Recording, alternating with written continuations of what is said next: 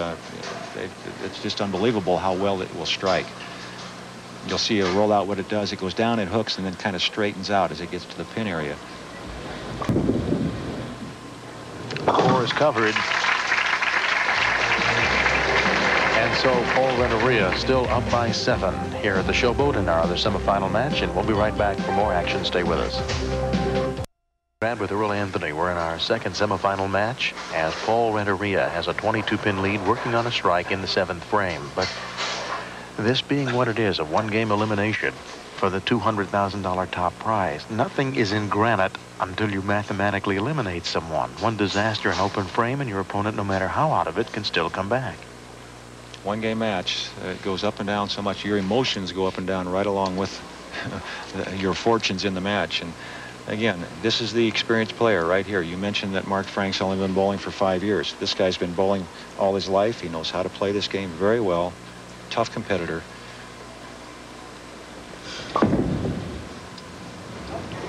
Shooting right back in there. What action, what power. And what a great shot. Again, the ball rolled out. It's set up for him in the pocket area, and that carry is tremendous. I've mentioned it before, but it just reminds me so much of watching the top professionals in action. That's exactly what made Amleto Monticelli Bowler of the Year, the rollout shot. On a double now, he has made this man, Mark Frank, down by 32.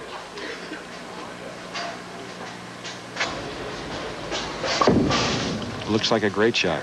High, but he still had the power. And again, it looks like the ball's going to go high, Steve. It looks like if it continues to hook, it's going to be maybe a 4-6 or something of that nature, but it straightens out in the back. That rollout, when it sets up like that, the carry potential is amazing. I guess you're hitting it on the penultimate angle when you do that. When the ball's going straight back, but coming at that extreme angle to get to that point, it just carries all 10 pins.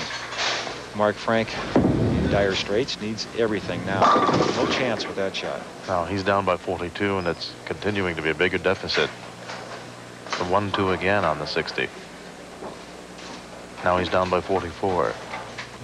What a facility this is. This is a 106-lane facility. They're bowling on the side of the house. It has 70 lanes in a row. And this week, in 8 days, there were 26,000 games bowled in this tournament. 26,000 games. Now, can you imagine? That's just unbelievable. And we're down to the final 4 guys, bowling for all the money. And the Showboat facility's no worse to wear. I do know the slot machines are a little heavier. You don't gamble, do you, Steve? No, I'll tell you what. The only time I ever gamble is when somebody back home says, here, I'm giving you $10, put it on the table. If I win, I'll use their $10. There you go. Well, we're down to the nitty-gritty, folks. 9th and 10th frame. Mark Frank, right now, I'm sure is thinking, I can still make 50,000 if I can win that consolation match. If he strikes out, he gets a 1.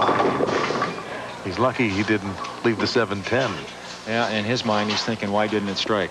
Saying that, you know, it was a good ball. He threw that very well, and it was really his last gasp chance to have any hope of winning this particular match, and that would have needed for Paul Renteria to open in the last 2 frames, even at that.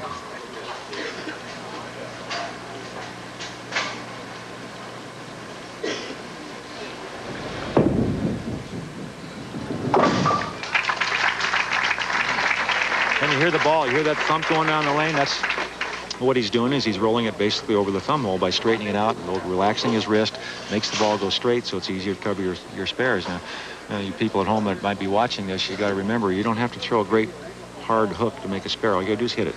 Everything doesn't have to be pretty. It doesn't have to be pretty. Just get the ball where that pin is, and it'll fall down. Paul Renteria can lock him right out. 1 mark right here.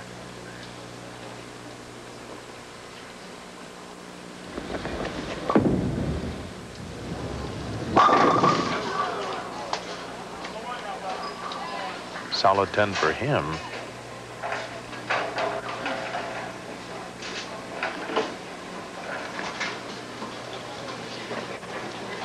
This match is over. Yeah, really. It's over.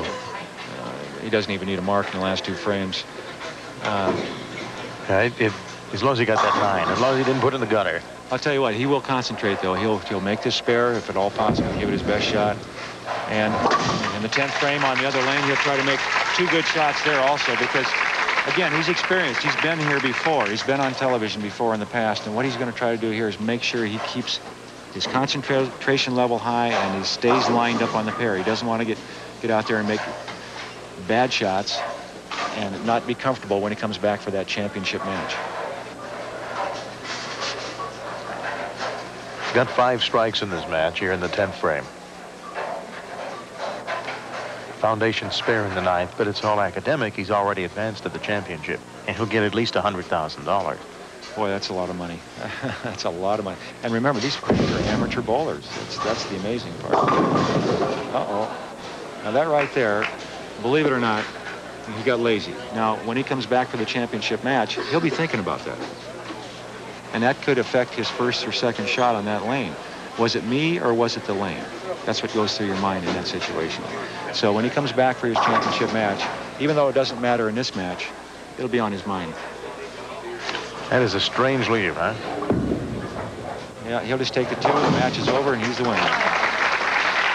Very happy young man. A 197 for Paul Renteria. You don't have to break 200 to win. Just beat your opponent, and that takes care of it.